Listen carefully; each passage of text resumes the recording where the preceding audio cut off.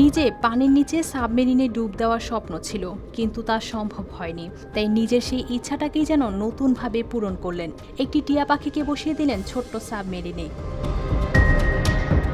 বাহামাসের সমুদ্রে দেখা মিলেছে এমনই এই ব্যতিক্রমী দৃশ্য।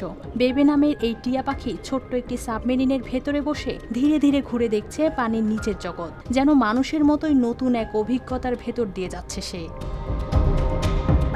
এই সাবমেরিনটির নির্মাতা পাখিটির মালিক স্টিভেন লোয়ার। সাধারণ একটি খাবারের কন্টেনার ব্যবহার করে তিনি তৈরি করেছেন এই যন্ত্র। ভেতরে বাতাস চলাচলের জন্য যুক্ত করা হয়েছে একমুখী এয়ার ভাল্ব, আর অক্সিজেন সরবরাহের জন্য নিচে বসানো হয়েছে উচ্চচাপের পেইন্টবল সিলিন্ডার।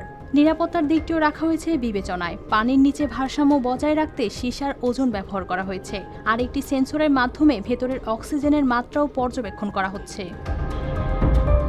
সমুদ্রে নামানোর আগে বাড়িতেই কয়েক ধাপে পরীক্ষা করা হয় এই সাবমেরিন। এরপরই শুরু হয় বেবের এই ব্যতিক্রমী জলযাত্রা।